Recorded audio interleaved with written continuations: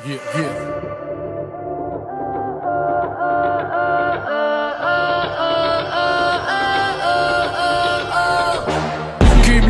var, kendini horçala bu tavırlar. Her bir damar bunu bilir duyar. Geçmişi unutanın yolu dar. Bir adım iki adım uç. Omurga haftal gibi uç. Bol nefes, gönülde serbest. İnkişaf hareketini refleks.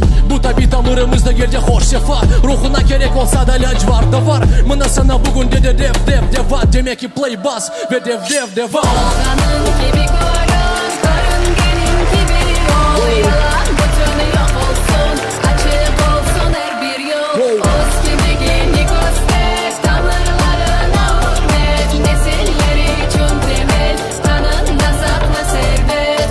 Dağlar gibi eminim endi Vevetan damarlar içinde akar. Bunu yaparız biz, olmasak kim yapar? Güç ifrada gereksiz, işte bu karar. Pisliği bırak, yaksa olsak taraf. Herkesten fayda gerek ve talap. Herkes kapital peşine çapkalap. Gemidi kapitan, konak isteği tamam. Kendimizi bilip ve kırmalayıp biz bugün olayık da İçimizde tarih var.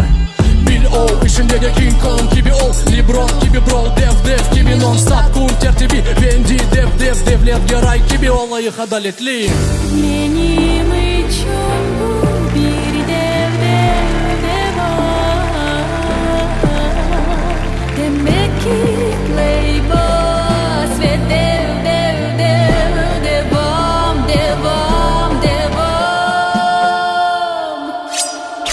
Kara gözlüm hayatta hep paralarla olay. Kara gözlüm hayatta hep paralarla olay.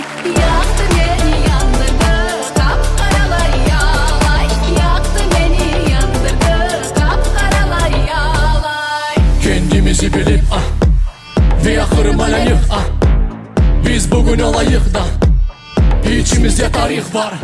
Ağanın gibi koyun, karıngenin gibi yol. Yalan bütünü yok olsun, açık olsun her bir yol. Oz kimliğini göster, tanrılarına hürmet. Nesilleri için temel, kanında saklı servet.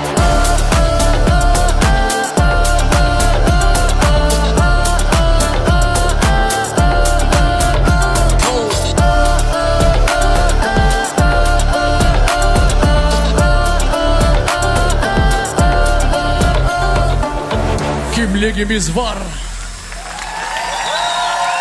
Çok sağ olun dostlar. Çok sağ olun.